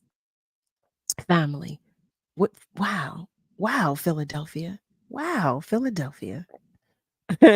Malcolm, look at you talking about muted. Yeah, I was. Family, I was so excited. I am so excited about everything that is going on right now. And the start of new, just new for the city, a new beginning. And as we were sharing earlier, whichever way it went, this election is historical. Number one, it is the 100th, but had it not been Mrs. Parker that had won, we have not had a Republican mayor since I think it was 1952. So we've not had a Republican mayor since 1952 in the city of Philadelphia. And if it had gone that way, it's history either way. History either way. But I'm happy to report that we have a female mayor in Philadelphia for the first time. First time. Mm, mm, mm, mm.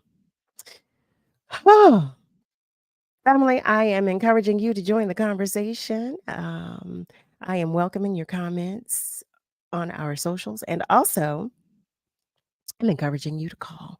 You can do that by dialing 215-634-8065. You can even call toll free. You can do that by dialing 1-866-361-0900. This is just, I mean, history, history, history. Just history. Yeah, as the information was provided to me, the last Republican mayor of Philadelphia was Bernard Samuel, which he was the 89th mayor of Philadelphia from 41 until 1952. And to date, he is the last Republican elected mayor of Philadelphia. We have yet another Democrat in as mayor in Philadelphia who just so happens to be a woman, and a black woman at that. And a black woman at that. What we did have, I was looking earlier. I was trying to see because it was Wilson Good who was the first black mayor to hold the office, and he served from 84 to 92. He served from 1984 until 92, and then we had John Street, who was our second black mayor, but he followed Ed Rendell. He he was mayor what 2000 to 2004, and then 2004 to 2008. Yes, yes, yes. And then we have Michael Nutter. So she is the fourth black mayor. She is the first female mayor. In a long line of Democrats. In a long line of Democrats. Miss Carolyn, oh, you are welcome for the explanation. She was asking about the explanation that I gave. I had live updates on my phone, and I was waiting to get the news so I could share with you all, just so you know. So you're not saying, okay, Carol, wait a minute now. Are you clairvoyant? No, I had my phone, my peripheral was on my phone, and I was checking for updates, for live updates from NBC News. I was looking back and forth between CNN and NBC News, and NBC News, they put it up at 8:30. Look at that, 8:30, which is the last update. They sent the updated numbers. It's still standing. Sherelle Parker wins the Philadelphia mayor election. OMG. OMG. Our beloved Ron wanted to share with us that he was able to make it into an Inquirer video / article because he was with Sherelle Parker earlier. I tell you, Ron, you are something else. You are something else. And family, I'm going to be laughing at myself all night because I was just talking to y'all on mute. I was on mute. Do you hear me? I was muted. I was on all of my excitement to get back to you, to have this conversation with you. I just forgot to unmute myself. But I want to hear from you. You see me on 10. I'm here, and in my excitement, yes, my fur child, she's over here tapping me. She's excited too. Yes, mommy. She's excited too. We want to hear from you. I know I do. I'm going to go to the phone lines to see who is waiting to join the conversation now. Hello, and thank you for calling. Philadelphia, who has the first female mayor. Thank you for calling Love and Life. Hi there. Hello? Hello. Hello there. Thank you for This is calling. Gary. This is Gary. Hey, Gary. How are you? This is a historic moment, and I just want to formally say congratulations to our new mayor. And I just really pray that City Council really works with her to do the things, to come up with a game plan to improve the deplorable condition of this city. So I just want to congratulate her again. And as I said earlier, this is historic. So now it's time to get the work done. Thank you. I'm in full agreement with that. So full agreement. So I am curious to know, family, because we know we've heard conversations, we've been witness to some. What do you think? Do you think that City Council will be supportive? Do you think City Council will be supportive of our new mayor, of our female mayor, of our new mayor who is Sherelle Parker? Do you think city council will be supportive, do you think? What are your thoughts about how we will move forward in the city of Philadelphia? Do you think we will begin to unify? Do you think we will begin to um, we will have a chance at making things better? Do you think so? Not, and I'm not just asking because she's a woman. I'm saying because, as I said to you, this is a new beginning. In so many ways, we have a new mayor. We have the majority of city council that is new, or at least is under a 1-year term. So I'm curious to know, with the individuals that are in place, that will be in place for the new term, what do you think our chances are in the city? And how hopeful do you feel? Do you feel hopeful? Do you feel hopeless?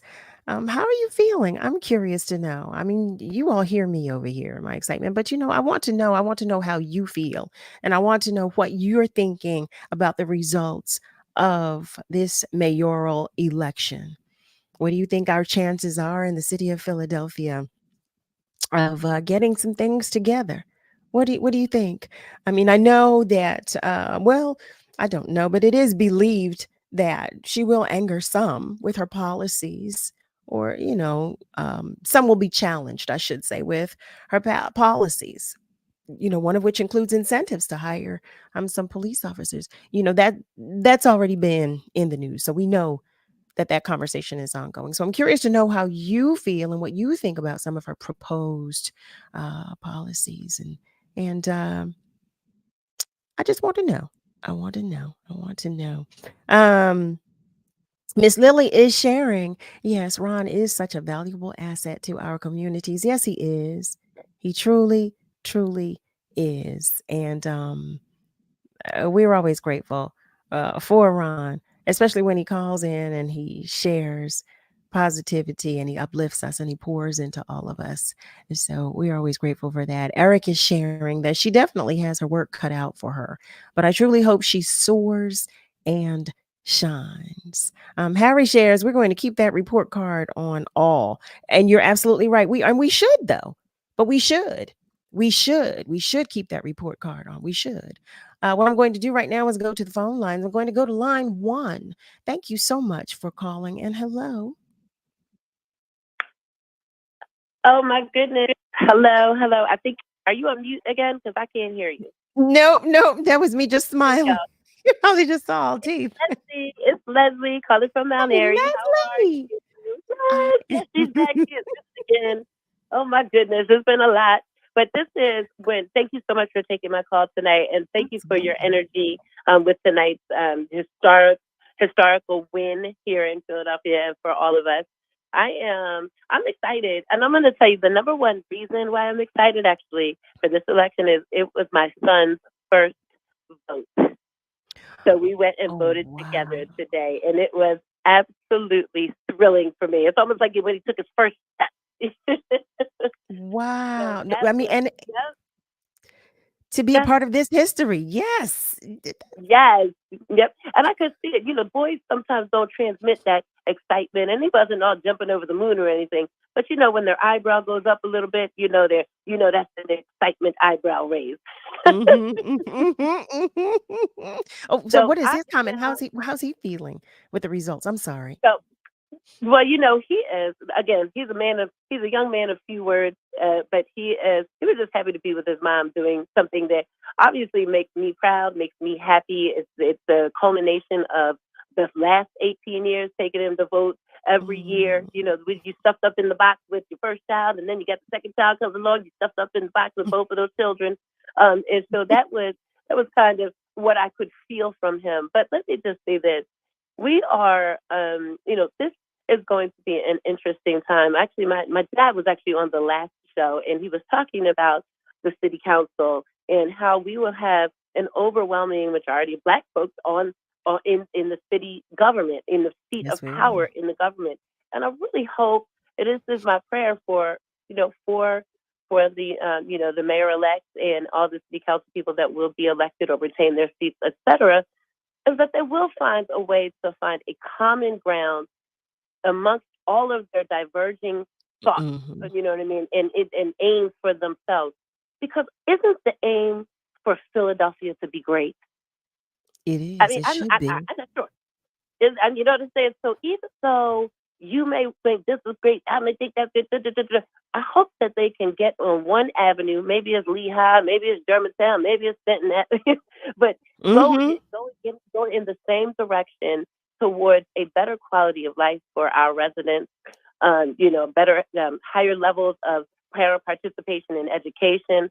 I mean, I think things like that will lead to less gun violence and just overall a better feeling for our city. So I dream a world tonight. I'm actually headed down to go celebrate with them, and so I'm gonna party for you tonight too. Okay, Carol? Please, and keep me posted. I certainly will, and I will catch up with you tomorrow. Okay. Be careful out there. Be careful. Family, we're going to stay on our phone lines for just a moment, but what we're going to do first before we take our next caller is go to commercial break. So family, stay with us because we'll be right back. Here's what you missed on Wake Up with Word. I just read a post this morning talking about one of the mayoral candidates and how much he had done for the Black community. And I just had to laugh because I worked in city council and I know how city council works. You can't pass anything without 9 votes. So, acting like somebody who was in the minority party got all of this stuff done when he needed 8 other people plus the mayor to support what did he do? But you can tell that to people who don't know how government actually works. You can tell that to them. Oh, he did all this stuff for Black people. All right, what? And I try to make sure that our folk understand how this thing actually works and that there is nobody that's in there just dictating stuff, because we don't have kings. We don't have queens. We don't have monarchy. We have a democracy with checks and balances where you actually need support from other people in order to get stuff done. Tune in to Wake Up with Word with Solomon Jones every Monday through Friday, 7 a.m. to 10 a.m. only on WURD. Progressive Black Talk Media. King C. Gillette wants you to have noticeably better facial hair, and they make it easy. Just trim, wash, and soften for facial hair that feels as good as it looks. What is dedication? People ask, how your children learn how to ride a bike and you didn't? I just created an environment where they taught themselves, and all I had to do was be there. That's dedication. Visit fatherhood.gov to hear more. Brought to you by the U.S. Department of Health and Human Services and the Ad Council. This WURD public service announcement is a reminder that every voice and every vote counts. We are committed to keeping you informed, and we encourage you to participate in the process. Greetings. My name is Ernest Owens, and I am the host of City Council Live every Thursday at 10 a.m. on WURD. The top issues that are inspiring me to vote right now is about public safety. There is a gun violence crisis in the city that is hard to ignore. There is also issues around access to social services for our elders and for our young people. And those are the issues that keep me up at night. And I'm going to make sure that I vote in November to make sure that people have a chance to feel represented. This PSA is a part of Every Voice, Every Vote, a collaborative project of the Lenfest Institute for Journalism, with lead support provided by the William Penn Foundation. Learn more at www.everyvoice-everyvote.org. Editorial content is created independently of the project's donors. And now, in the midst of challenging times, our Black spaces, our voices, and our stories are under attack. Our goal? To reach 2,000 members by the end of the year. We need your support now more than ever. WURD Radio has been your trusted source for Black talk media for 20 years, and we want to continue making history for another 20. This is urgent, and the time to act is now. Help us move forward and up to reach our goal. Visit wordradio.com and join the movement. Let's stand together. Let's make a difference. Go to wordradio.com and become a member today. Let me tell you something, and don't you ever forget it. Success is nothing without someone you love to share it with. You're listening to Love and Life with Carol Riddick on WURD, Progressive Black Talk Media.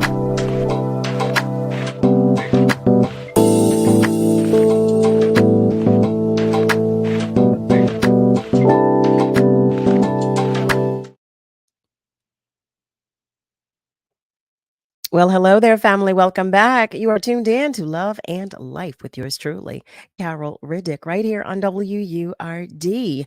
I know we are coming close to the close of tonight's show. So, what I'm going to do is go back to our phone lines because we have some family members waiting to join the conversation. Hello, and thank you so much for calling. Hey, Carol, thanks for taking my call.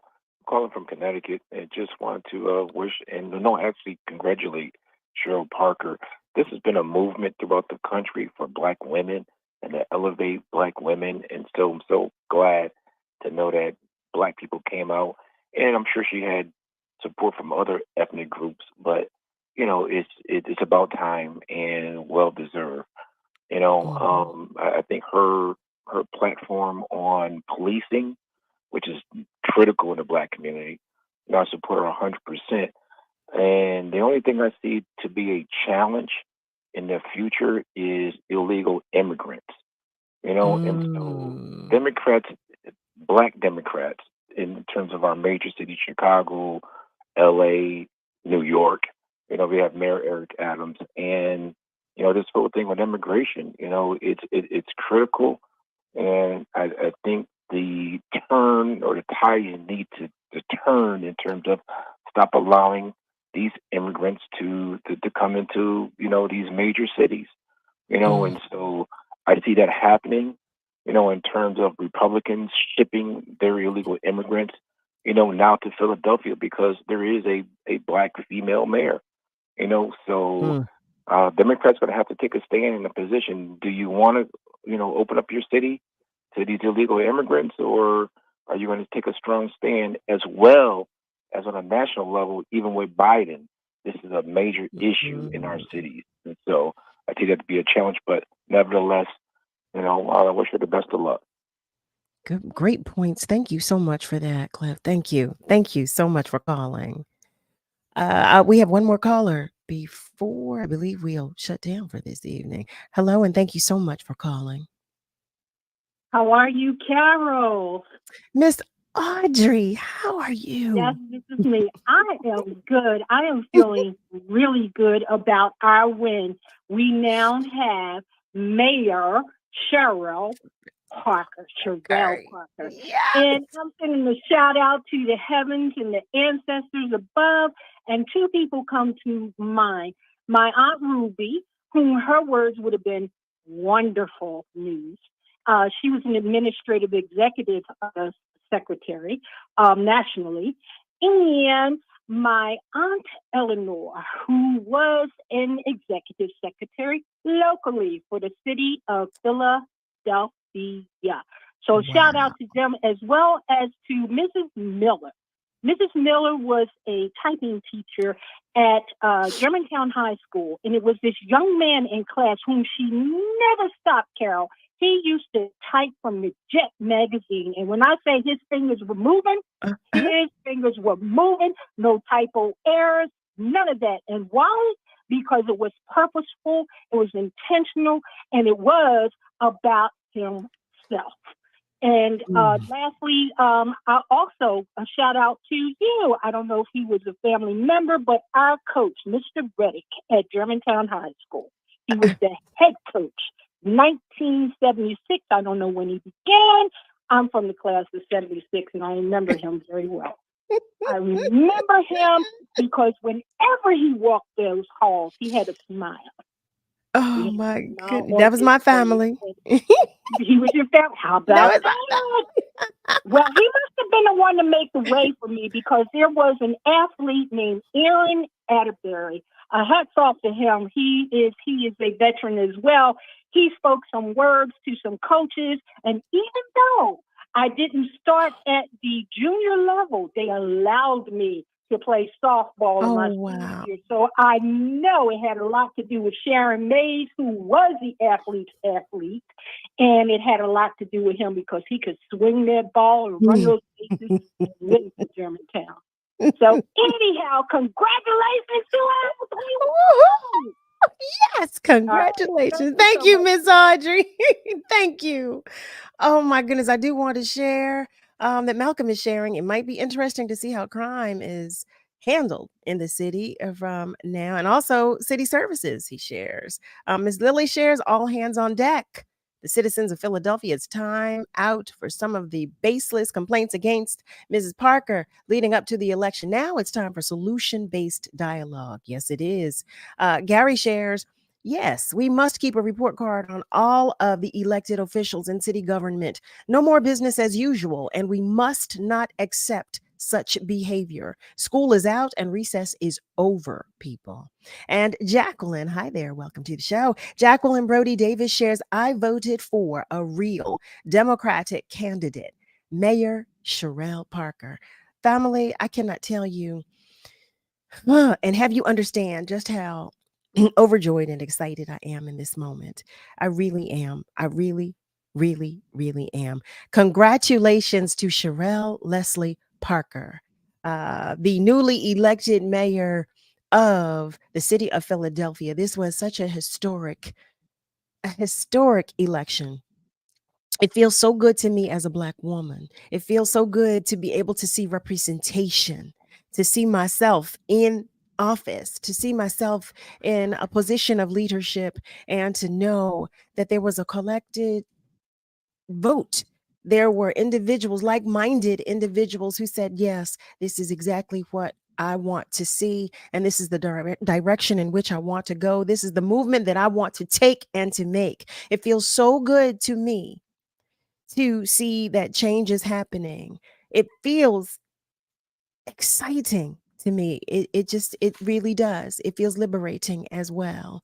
And listen, I know we won't always agree on everything. We won't agree on everything that is coming down the pipe, but it is my hope and it is my prayer that because we know better, we will do better. It is my hope and it is my prayer that because we've identified issues, we've identified shortcomings in our city, that we come together. It is my hope and my prayer that the city council that is in place, along with our newly elected mayor, that they come together, like-minded, that they come together as one and make some positive change for our city, that we do some good.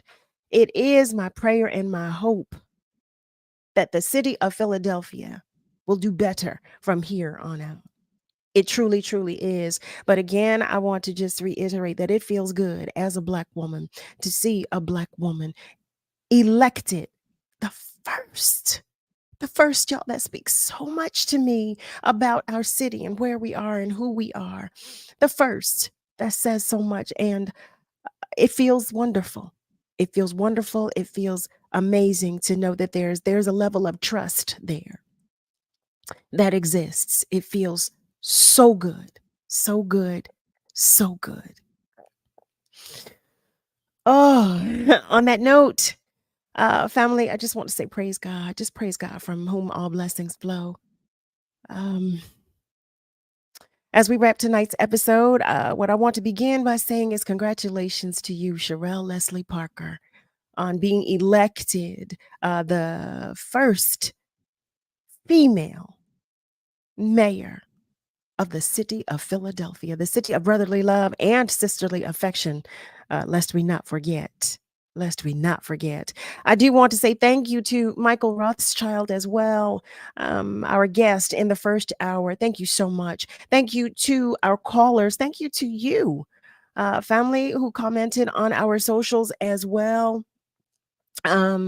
Listen, I know it won't be easy for our new mayor. I know it won't be, but I am hopeful and I am prayerful that we will all come together. I said it. Yes, I did. Yes, I did, because I'm praying for it, that we support her, that we support our elected leadership, we support our council, and that they hear us, they see us, they feel us.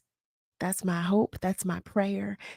Thank you to the entire WURD family, especially Niall Jackson, Nick Steptoe, for all that you do. You have no idea. Family, remember that we are all in this together. I can't say it enough to you. We are all in this together. So be good to you, but be good to those around you. You hear me?